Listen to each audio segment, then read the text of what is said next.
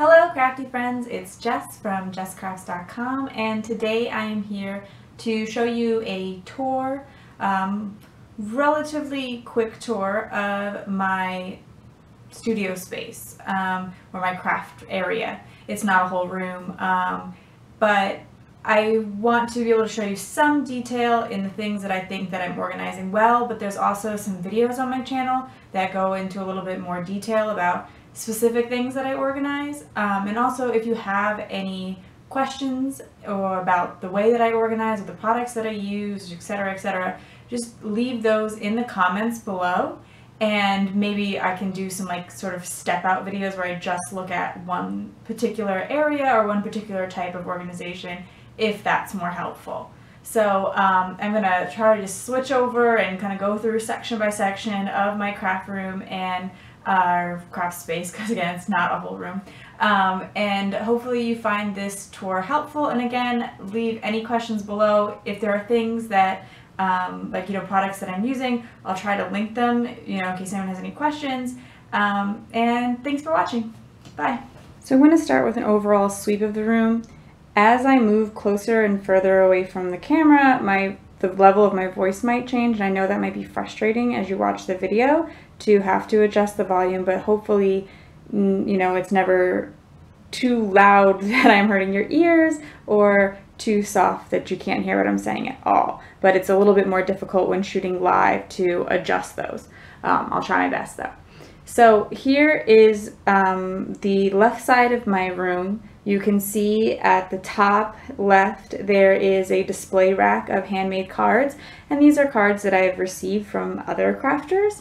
And then there's going to be some decoration throughout, and there's going to be a really long desk with a lot of drawers below where I keep most of my supplies, and there are some things on top in terms of supplies. And the camera will make a little bit of noise as it moves around on the tripod here. But so there are some displays of craft items that I've made or other people have made on top. And then as I go to the right, there are some cardstock storage, my stencil storage, markers, and some other things that I'll get into more detail about. And as you can see, there's a couple of sets of drawers underneath my desk. There is 3 of the smaller Alex units and 1 of the larger Alex drawers, as well as a set of drawers that have those fabric bins in them. And I'll kind of talk a little bit more about what you can find in them. And on top of my desk, there is a small shelf with some of the blue fabric bins that we'll get into more detail about. And then my computer area where I sit, and 1 more Alex unit on the end where I keep my physics machine. But again, I'm going to just go closer to all that. But as you can see, I just have one really long desk. However, there's really only 1 seating area at the end, and that's what works for me. So here on the left side of my desk, I have my first set of Alex drawers, and I'm going to move over to the drawers so I can kind of give you a little peek about what's inside each one and see how that goes. So this white Alex unit here is mostly for extra office supplies and not as much crafting things. So, just pens and stapler kind of nonsense, and extra cardstock for the printer or extra paper and ink, and nothing really specifically craft related, although obviously I use ink to print my digital stamps or the cardstock for printing and such. And I have my HP OfficeJet 6700. Some people do ask what I print on, and I have an inkjet printer because that's what works for my digital stamps. So on top I have some displays, and these are mostly things that I have made, scrapbooks, but also handmade cards from other people. And in this unit here, I have a couple of different large drawers. This first one here is just extra adhesive, so foam adhesive, glue dots, etc. And mostly just because if you find them at a good price, stock up, or buying in bulk can sometimes be cheaper.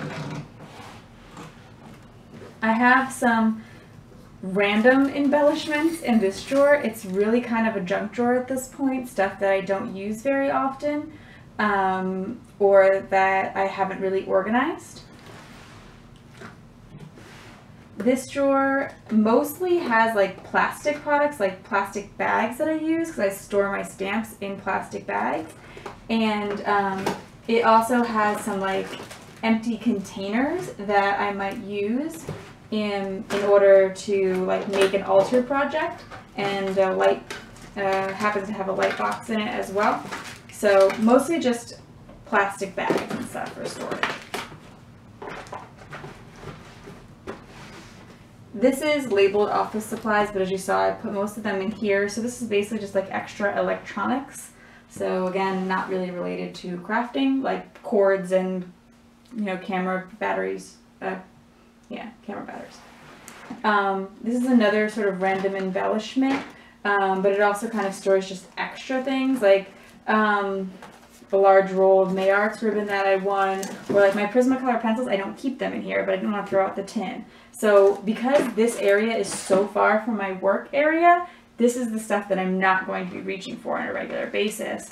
But also like something like, these are my alcohol inks. So if I want alcohol inks, I can just grab this bag and bring it over to my work surface area. And then this last one, which is labeled paper pads, is what is left of my 6x6 and 8x8 such paper pads, and a couple of books that I got at a like library sale, like old books that they were going to throw out that I can use for altering, essentially. Okay, here are my next two Alex drawers. They are next to the bins that I was just showing you, the brown and blue, you know, large bins.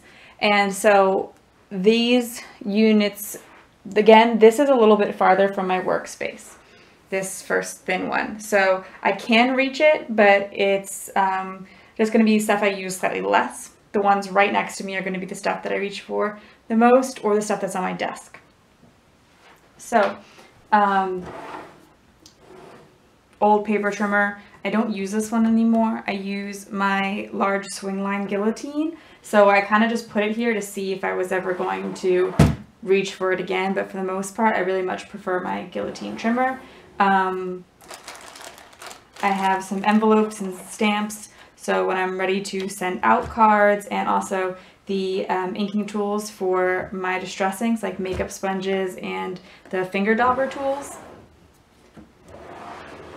A little bit of a variety of things in here, some distress stains, which I don't reach for too often, extra of the matte accents, or some stickles, my Nuvo drops, kind of like random wet media, I guess you could call it, but also I have gilding flakes in here, so it's just kind of like a little gathering of stuff that kind of didn't have a home anywhere else, but fit nicely in this unit. And underneath are the magnetic sheets that I use to store my coordinating dies, and so I get these magnetic vent covers from Home Depot, or you can get them on Amazon, and I cut them up and put my coordinating dies behind my stamps. And I also have an extra of the grid mat that I use on my work surface in there. So since it kind of slides nicely under this unit, it worked out. But there's also obviously some room to grow in there. And then I'm going to head over to my other Alex drawer. This is the one that is sitting right to the left of me as I work. So it is going to be a lot of my stuff that I reach for all the time. On the top, there's just a little bit of a gap. So I try to take advantage of that space to put like my foam tape and some mats and such. In the top drawer is kind of an eclectic mix of thin objects that I use a lot, like my scoreboard that I use constantly, my hex charts, my MISTI, my masking tape, cutting mat, more reference sources like I had the hex chart, but also from the Copics online card classes, Copics for beginner, or Copics for card makers, there was like other reference sheets. So I just kind of keep all of that, and I keep them in these like heavy duty plastic Avery pockets. because then I don't have to worry about them getting ruined. It's a lot better than the simple like sheet protectors. They don't work as well. Those are much more durable. So this happens to have perfect pearls. Again, just kind of like a random mix of stuff. This is like one of those stamp cleaners, but I find that I hardly use this anymore, so I think that this drawer could certainly be cleaned out a bit. It kind of just becomes like the place that I put all the little stamping accessories. This drawer has a lot of art supplies in it. So Gelato's, Color Burst, Inktense pencils, Prismacolored pencils, Prima oil pastels, Koi distress crayons, like a lot of just art media in this drawer. A large jar of multimedia matte, which I use to refill my small bottle. This drawer is the primary drawer for my inks. I have ink swatches from Jennifer McGuire, and so I can see at a glance what all my ink colors look like. That was a project that I was, dedicated to getting done this summer, so I was happy I finished that. I have Memento inks because they're relatively small, but they can stamp pretty well, especially with the Misty, and so I got a lot of color choices very, very cheaply. Like a pack at Hobby Lobby was $25, got my 40% off, and then I wound up with basically paying like 50 cents a pad because of the amount of ink colors in a pack like that.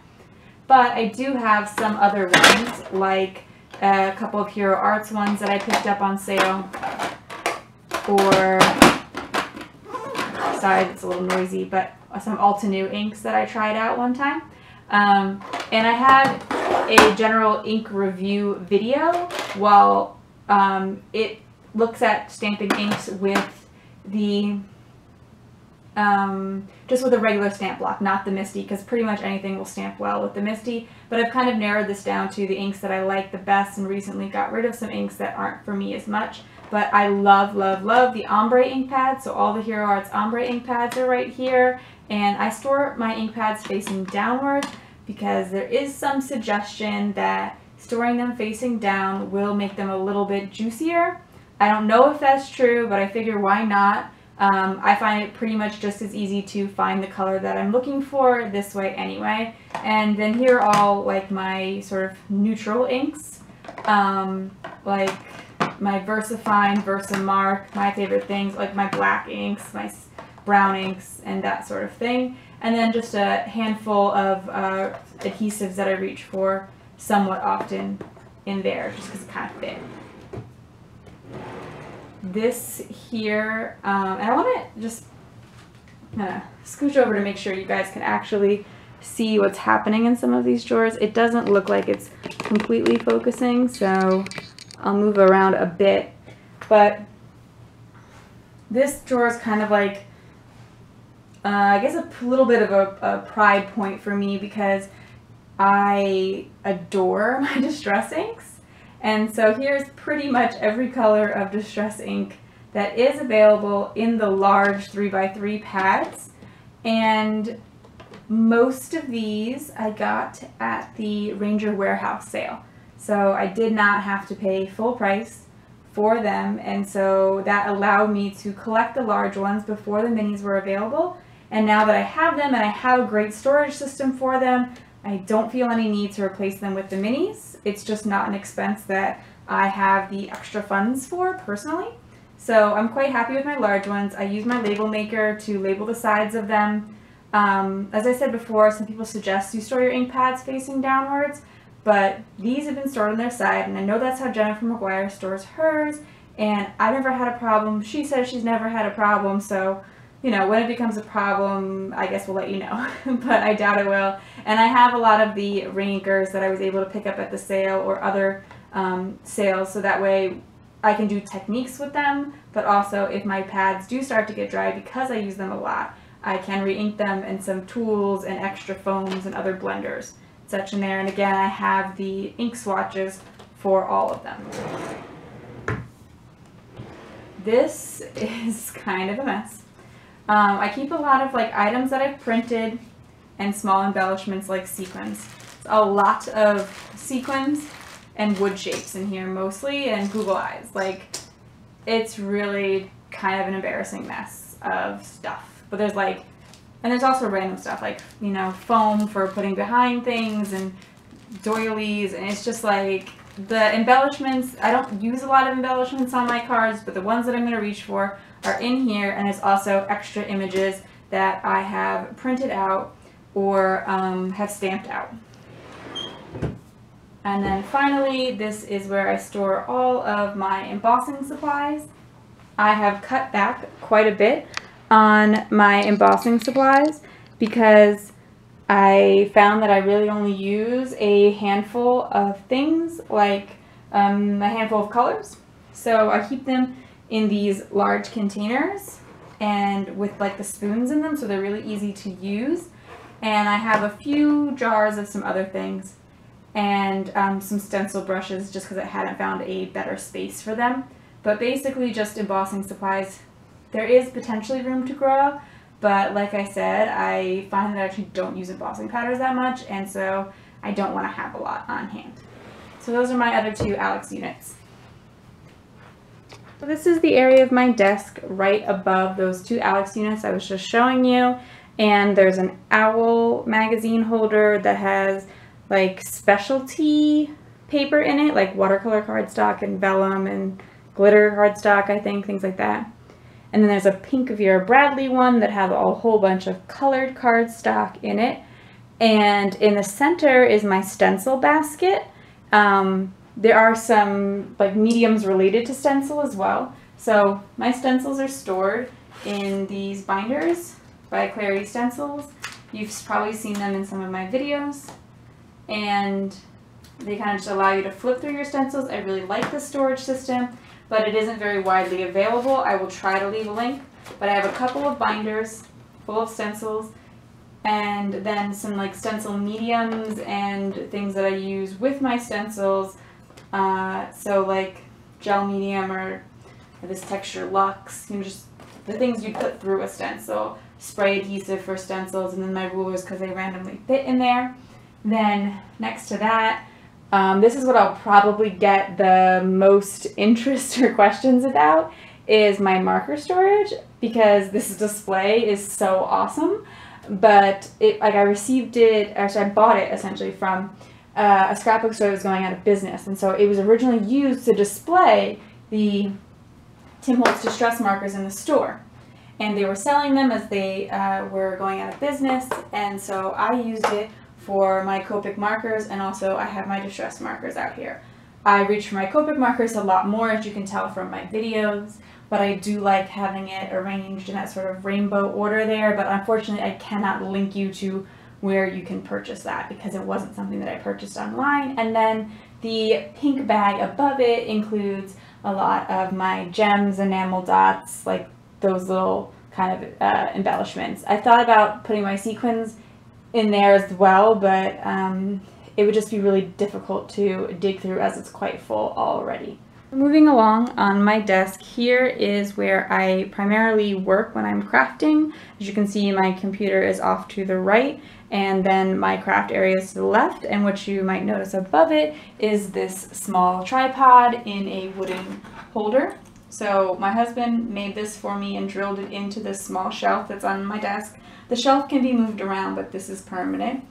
And the tripod fits in there. My camera, which I'm using to film right now, so it's not here, sits on the tripod and points downward here to my work surface, and I primarily work on a grid mat. I do have a Ranger craft sheet, but I just like the white, the way the white looks in the video better, and I think that it's easier for you guys to see. I hope that generally that's true.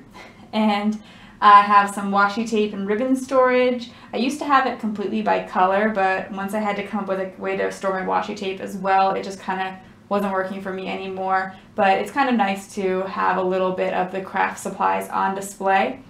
I have a drawer for like sprays and bingo markers. It's like another wet medium drawer. I have some like the corner punches or any punches that I actually might use, since I don't use a lot of them, and some adhesive and painter's tape there ready at hand so that when I'm working I can just grab it. This here has card bases and envelopes, so when I'm working I can just reach for a pre-folded card base and they're labeled, or an envelope when I'm ready to mail. And these are all of my 6x6 background stamps. Well, some of them are smaller as well. And in the middle are just bottles of various things like cleaners and a bottle of alcohol, a couple spray bottles, my Tombow sand eraser, my multimedia mat, just like those little things that I reach for pretty constantly.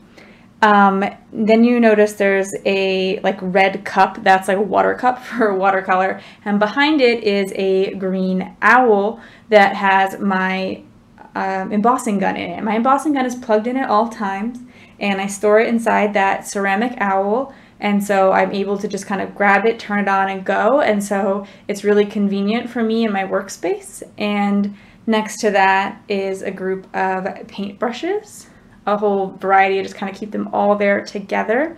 Let's briefly talk about this area. Up to the top left, a little bit difficult to see, are some pictures and displayed on a ribbon board. But this is kind of like when I'm working at my computer, what I see. I have the blue pencil sharpener behind there that I really like for my Prismacolor pencils, easily accessible. And then a whole bunch of like owl mugs that store various things. So I have like a bowl of gift cards and prizes to give away or to send with my cards. I have a whole bowl or cup of pens, another one with like pencil, like all kinds of different kinds of pencils, because as silly as it is, I own several kinds of pencils, like blue pencils for sketching or white pencils for blending. The small handful of clean color markers that I own are in one of the owls. The blue container has a whole bunch of stamp blocks in it. I probably own like 15 stamp blocks, as crazy as that is, but I primarily use my Misty at this point. And then the final owl just has a bunch of scissors in it, because as many of you know, as crafters, we have several different kinds of scissors. And then right underneath my window, I have my Sizzix Big Kick. It was the cheapest one. They all operate the same, so even though it may not be the prettiest one, it was the best price, so I went with the Big Kick. And I have a little magnetic bowl next to it, which I can use to hold my die so I don't lose them as I'm working, because it will just like pull the metal to it, as in stick. Another thing that Jennifer McGuire had originally mentioned, but I adopted for my craft room. So I'm going to show you my last Alex unit where I store my stamps, because you've probably been wondering where they are, since that's clearly what I mostly work with. So this is right underneath where my Big Kick is, the garbage can off to the right, and off to the left some of my white cardstock and scraps. And then you'll also see my Swingline guillotine trimmer, which slips nicely between the two areas, and that's primarily what I use to cut things. I don't keep it out on my desk as it is huge, but I can just reach it easily from where I'm working. And then I have my last Alex unit, which is primarily stamps. So the top drawer, stamp cleaning stuff and some adhesive. So like my Lawn Fawn stamp chamois is primarily what I use at this point. It looks gross, but it works really well. And then I have all of my dies. As I mentioned recently in a video where I showed some organization, I keep my dies on these Art Bin magnetic sheets, and they're supposed to come in like a plastic bucket. And you put a whole bunch of sheets in it, but I don't see any need to put it in the bucket. I just kind of put them in my drawer, and so then I can sort of, you know, stack them out of the way until I find the one that I want. And so these are all my standalone dies. My coordinating dies are stored differently, as you might know from that previous video. And then behind it are like a small handful of embossing folders and some really large stamps that don't fit anywhere else, as well as my magnetic plate, which I don't use and do not like. For a while I thought that it would be a great idea, but it really only works if your cutting plate is completely flat. Otherwise, the magnetic plate just shifts as you're working. So this next drawer has some of my stamps. I organize my stamps by company. So here are all my Newton's Nook stamps. I have a ton of them because I designed for Newton's Nook, and I have for, I think, a year and a half at this point, maybe 2 years. I don't know, a long time. And I did sell a lot of them recently, as you might know from my D-Stash video, but I still have quite a few. I absolutely love their stamps, and the only reason I sold some is just because I have so many and can't possibly use them all on a regular basis. But I adore them. And then these are from Seaside Stamping Inc. And they're, you know, a little more irregular in terms of their packaging, but they're rubber cling stamps. And I design for them sometimes too, so I have them all grouped together in a basket behind there, and I could easily push this up and pull the basket out. So that makes it a little bit easier to go through those stamps. Kind of proves not so easily, but you know, here we go. So, and then here's my Create a Smile stamps at the front. Again, I have a lot of Create a Smile stamps. I mean, fair amount, because I adore them. Next drawer is kind of awesome and kind of shameful, I guess. I don't know. These are all my Lawn Fawn. I own a ton of Lawn Fawn. As you can see, I probably own more Lawn Fawn than I do Newton's Nook, which, you know, this is all, you know, bought and paid for by me. So it's a true fangirl obsession, as much as I feel the same way about Newton's Nook. There's a lot of them, and I acknowledge that. But I've also been collecting these for 5 or 6 years, probably at this point. So with my stamps, as I mentioned before, I store my standalone dies separately. Then if I have coordinating dies, I store all my stamps in 4x6, or sorry, 5x8, I don't know, I will link them. I always link them. Plastic bags, because I want to keep the backer. I've mentioned this in a recent organizing video, which I'll link to, but I keep the stamp in this plastic bag because it fits the backer, and I like having the backer because I store by company. And on the back are the coordinating stamps on a piece of magnetic sheet, like the magnetic vent covers that I showed you earlier. And so I can, when I, you know, use my stamp set, I know exactly where my dies are. I know a lot of people like stamp pockets. This works a little better for me. It's 100% sealed, unlike your stamp pockets.